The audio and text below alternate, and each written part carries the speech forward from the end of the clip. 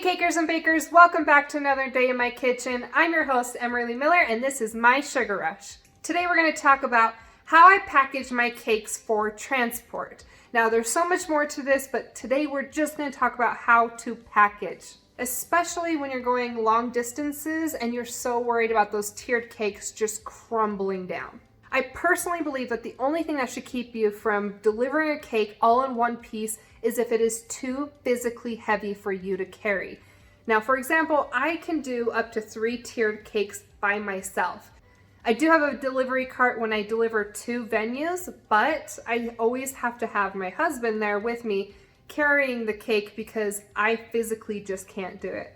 I've got strong arms and weak legs, so I have to be careful with how much weight I'm trying to carry. I have actually collapsed under the weight of a 4-tiered cake, and it was not pretty. So do not push yourself too hard. If you feel uncomfortable pre-stacking a cake, don't do it, but work on it, especially if you want to start doing multiple wedding cakes, multiple deliveries a week. You will have to learn how to do that because you do not have time to stack wedding cakes on site every single time. And all the equipment you have to bring and just everything, it's a hot mess.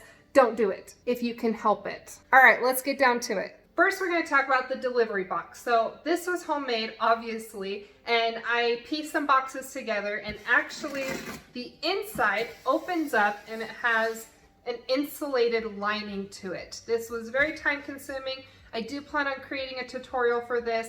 That's to come as well. And what I like to do is if the cake drum does not fit perfectly snug inside of that box, then I will take a silpat mat, typically used for baking, but these are really nice for non-slip grip. So we're going to take this mat and we're just going to lay it in the bottom here. This is going to keep the cake from sliding around inside the box. Next, we're going to take just a regular cake box, and I've cut the lid off of the back of the box. And I'm going to take my cake and slide it into my box and then shut it closed. Now that I have my cake pre-boxed, I'm going to slide this into my insulated box.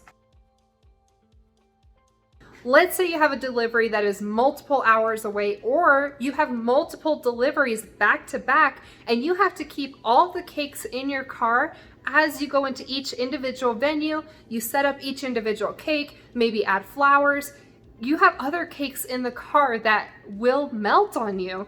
So the insulated box is awesome, but sometimes you need a little extra help. And that's where dry ice comes in. If you're not familiar with dry ice, it does not melt like regular ice. It evaporates into the air instead. So if you're worried about delivering far distances or a cake being in your car for far too long, this is my method for packaging that.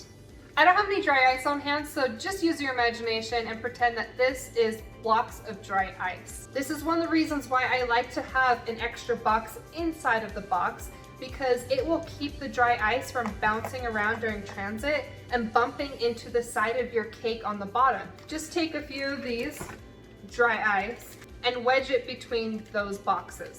This part is optional as well, but what I like to do is take a zippy bag and take more dry ice. Now you don't want to seal this up because dry ice, as it evaporates, has to go somewhere. If you put dry ice in a completely sealed container, it will actually explode. Now, this is just a Ziploc bag, so really if the air had to go anywhere, it would just burst open the bag easily. We're going to take the zippy bag and we're just going to lightly twist the bag. Now this is assuming that your cake isn't right here next to the top area of your door. And I'm just going to take this, drape it over the door so you can see it's sitting there. And what you would want to do is tape it down a little bit, close the door, and then just in case you don't want this to fall and hit your cake if it bumps around too much in your car, but just take this and tape it as well. And I make sure that it's not going anywhere. And last but not least, for good measure, we're going to take an extra silpat mat. We're going to lay it in the back of our car on a flat surface. We're just going to set this box on top of that mat. So this mat is keeping this box from sliding. The mat inside is keeping the cake from sliding within the box. You have all that dry ice packed in, it's not going anywhere, and you basically have a portable mini fridge for your cake. Thanks for stopping by, guys. I really appreciate it. Let me know if you have any additional questions or suggestions. Go ahead, drop a comment below, and while you're here, do not forget to hit like, but especially do not forget to hit subscribe for more delicious content coming your way. And please click on some other videos. Go check them out.